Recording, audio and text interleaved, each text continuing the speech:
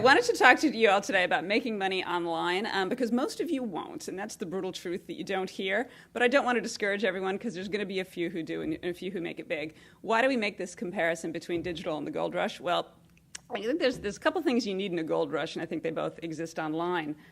One of them is you need gold, and there's definitely gold out there. I think $23 billion would qualify as gold. These stats just got updated last week. The average Australian is going to spend $1,000 online this year. I would guess a few of you out there today might overspend your quota. I won't ask you to raise your hands. And the good news is $1,000 might sound like a lot, but it's growing like mad. That's only 6% of retail sales. It's 12% in the US, so there's nowhere to go but up from here. And it's not just retail spending that's happening online. Business is holding up its end of the bargain. They're going to also add another $3 billion to that market, so there's definitely gold in those hills.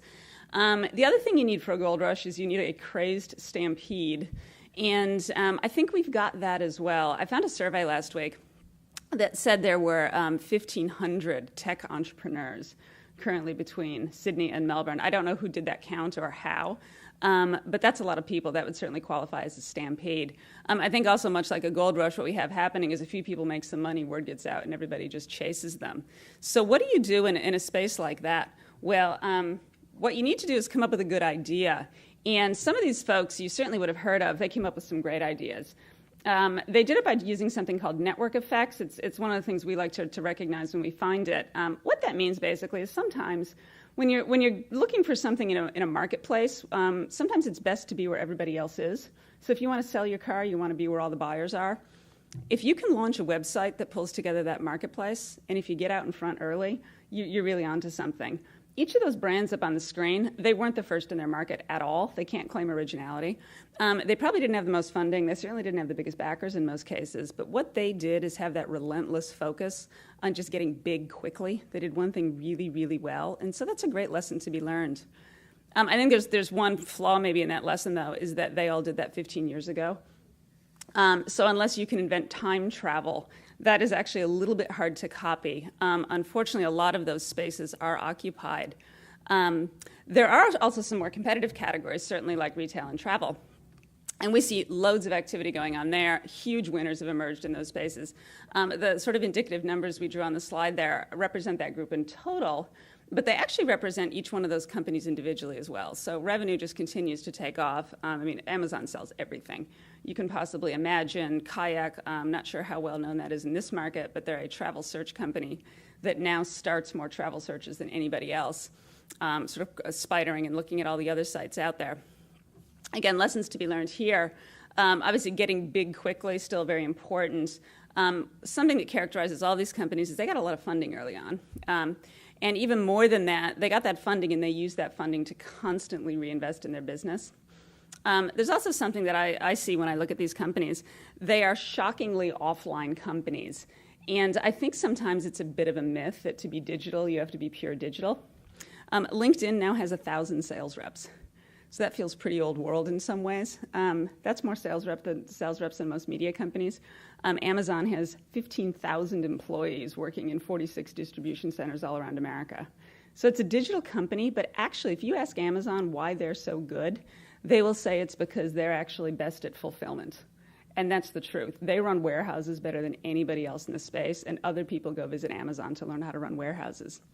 The other reality with these businesses is it may seem like Amazon makes a lot of money, and they do, but what often gets lost is Amazon's margins are actually thinner than Woolies. So yeah, you can make money, but you better be a really good large-scale operator. And the other thing in these businesses is if you're going to be that really good large-scale operator, you can't ever take your eye off the ball because somebody else is coming up right behind you. And unfortunately, if you're in a space like this, these big consumer-facing digital spaces, you can look at Amazon as your inspiration, but they're your competition, and they set the bar pretty high.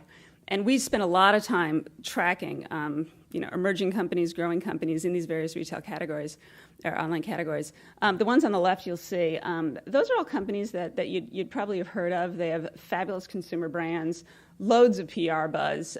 They get a lot of attention. Most of them are still struggling to figure out how to make money. Traffic does not equal money. It can. I do think Facebook is now pulling away from the pack. We think their business model is going to be sustainable. Whether it's worth what they IPO'd at, we don't know, but it will actually be sustainable. The others I don't know. What you see on the right are some of the sort of fallen stars, and I think they provide some good lessons about what happens if you do take your eye off the ball. And that's a little bit frightening. So it's a bit of a negative setup, I realize, and I might have discouraged a few people. I think the lesson that I would sort of pull from all of that is the best way to not make money online is to think about what you personally do and how you spend your time online and go for those big consumer-facing categories and be just like your favorite company. That's a great way to become a follower, become a bit of a Me Too. Instead, we actually follow a lot of digital companies that we think are absolute success stories, and they have a very different perspective. What they do is they look for a problem. They look for something in life that just doesn't work well. And it may not even be a digital problem, but they use digital thinking to solve that problem. And this is, LinkedIn, of course, is one of everybody's darlings. I mean, is anyone in here not on LinkedIn? I mean, so, link with me after this if you like what I say. LinkedIn is a great way to meet new people and stay in touch. I actually have a slightly different perspective, I think, on LinkedIn. I've been in the online job space for 15 years. And for most of that time, we saw companies struggle with two massive problems in the job space. One is that CVs are messy. They don't work well in digital. They don't move around well. They're hard for electronic systems to read. They're hard to store. They're hard to search. They're hard to keep updated. There's an even bigger problem in the online job space, is that all the good people tend to already have jobs, and it's a bit like online dating. You don't want to put yourself out there. So there's a little bit of embarrassment or just weird factor in putting yourself out there. LinkedIn saw those two problems 10 years ago, and what they did was come up with an extremely elegant solution to solve both of those problems, and that's the profile. So it's not a CV. It's a lot easier to handle digitally, and they put up a network where putting up a profile was not necessarily a flag that you're looking for a job. It was just basically an online directory. And in doing that, they were the first ones and the only ones to really solve both of those problems. And sort of the rest is history. One of the other companies that we look at is a bit of a local darling, BigCommerce. Not a consumer brand at all. You may or may not have heard of them, but doing extremely well based here in Sydney. They saw all of this online retail volume emerging, but rather than go chase that same shopper that everyone else is chasing, they looked at who else is chasing them. They said, let those companies fight that hard battle. We'll sell them the tools they need. And they now power thousands of websites. And if you add up what they do, they are funneling through $2 billion a year of e-commerce without spending any money on consumer marketing. So that's a pretty sweet business model. One of my favorites is another one in the job space. They took a step back and they said, well, actually, if you think about companies hiring people, the best way to hire people actually isn't Seek, and it's actually not LinkedIn. The best way to hire people is, and always has been, hire friends of your own employees, referrals. And we all know it. We may have benefited from it, right? You get a job through people you know. And so Work for Labs said, wouldn't it be great if we could move that online? Isn't that even better than LinkedIn? Isn't that even better than Seek? And what they've done is come up with tools that allow companies to put their own presence on Facebook, targeting the mass market, and allow companies to get the word out about jobs into their employees' own networks. And they can even turn it into a paid referral program and bring those referrals back. 18,000 customers, we estimate upwards of $200 million in revenue, 200 employees, growing like mad. And my favorite, this is absolutely probably the biggest personal digital problem I've ever faced. I moved here 6 years ago, and I still remember the day that my digital team explained to me that I cannot buy shoes and clothes online the way I used to when I lived in Chicago, and it was a bit of it was pretty rough. So it was an emotional day, and for about 4 years I had to live with that, and so I would just go back to Chicago with an extra bag in my bag, and bring things back and lie to the customs people. Borderfree, thankfully, agreed with me. They saw this problem because they were very aware that e-commerce was growing like mad in large markets and was really held back in small markets. It didn't have anything to do with customers' willingness to buy in small markets, but it was just the scale and getting it off the ground.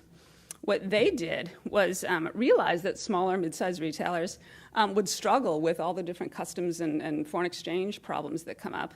So they now overlay websites. You go to Bloomingdale's, based in the States, sees your Australian IP address, knows that you're here, does the currency conversion, handles all the paperwork, handles all the shipping regulations. You think you ordered from Bloomingdale's. It actually went through their warehouse in California. They now power hundreds of retailers. You don't even know they exist. You don't need to, and they have an absolute annuity stream. as far as revenue. They're my favorite in the entire digital space. I think personally they're doing more to power e-commerce than probably any other company out there, and you've probably never heard of them. So our lesson in all of this is, yes, it's a gold rush. Some of you will make money. I'll refer you back to my favorite guy from the gold rush in California. He never went and stood in the mud and panned for gold. His name is Levi Strauss. He got out there, he saw that they needed better clothing, and he invented blue jeans. So be Levi Strauss.